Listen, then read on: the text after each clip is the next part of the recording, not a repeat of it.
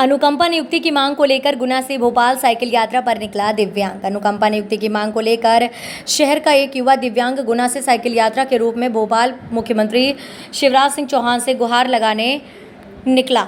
आपको बता दें कि प्राप्त जानकारी के अनुसार शहर के विकास नगर निवासी कमल किशोर चौरसिया के पिता स्वर्गीय अशोक कुमार चौरसिया जल संसाधन विभाग में चौकीदार के पद पर कार्यरत थे, जिनका निधन कोरोना काल में वर्ष 2020 में हो गया था। तब से युवक पिता की जगह नियुक्ति की मांग कर रहा था, लेकिन विभाग के अधिकारी कर्मचारी उसे तभी से आश्वासन देकर लटकाते आ रहे हैं। संबंध में वह विधायक से लेकर सांसद एवं केंद्रीय मंत्री ज्योतिरादित्य सिंधिया से तक गुहार लगा चुका है, लेकिन उसकी कोई सुनवाई नहीं हो रही है। विगत वर्ष अक्टूबर में कलेक्टर एसडीएम ने उसकी फाइल को भोपाल भेज दिया था, लेकिन वहां से आज तक कोई कार्यवाही नहीं हुई। विभाग के अधिकारी अनुकंपा नियुक्ति के नाम पर 7 से 10 लाख रुपए रिश्वत की मांग करते हैं। दलालों और नेताओं के आश्वासन से परेशान होकर अब दिव्यांग कमल किशोर गुना से भोपाल तक साइकिल यात्रा कर रहा है।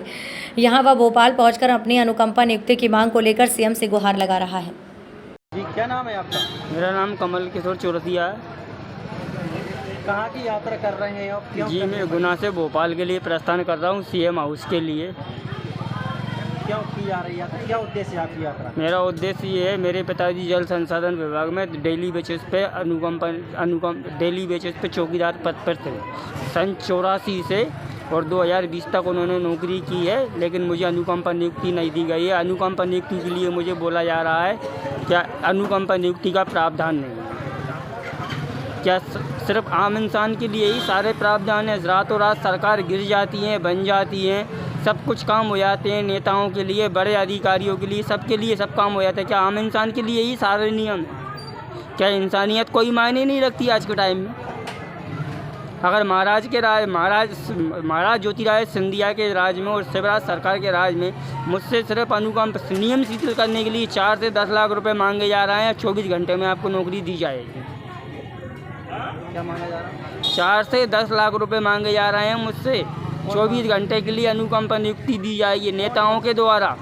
कौन है नेता? मैं नाम नहीं बता सकता, माफ़ करना साहब। अगर मैंने नाम बताया तो मुझे और मेरे परिवार को जान का खतरा हो सकता है। और अभी क्या है कि आपने कलेक्टर साहब से बात की?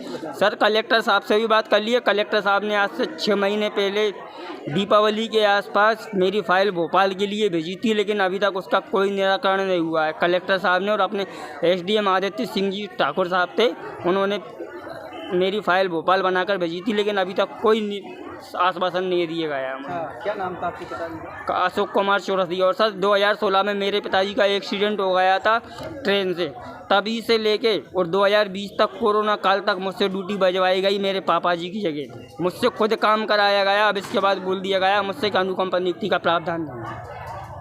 अब आपने क्या सोचा है? सर, मैंने बस यही सोचा है, अगर महाराज का आशीर्वाद रहा, अगर ये मेरा अनुकंपा नियुक्ति मिल जाएगी तो मेरे परिवार का भरण पोषण होता रहेगा। फिर भी आपकी पहुंचकर सुनवाई नहीं हुई तो अब सर नहीं होगी तो बस यह आने वाले विधानसभा चुनावों में देखा जाएगा।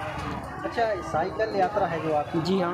और इस पर बैनर पे सीएम साहब का और महाराज साहब का फोटो लगाने क्या उद्देश्य? क्या सर, बस यही उद्देश्य है कि आपके राज में, जब आपके राज में आपकी विधानसभा क्षेत्र में ना विधायक सुन रहा है साहब, ना कोई सुन रहा है। विधायक मोदी जी भी हमारे से किसी काम के लिए आओ तो घंटे बैठे रहो, इंतजारी करते रहो, ना बात करते हैं ना चीत करते हैं। उनके चेले चपाटे बाहर से धुतकार के भगा देते हैं कुत्ते की तरह।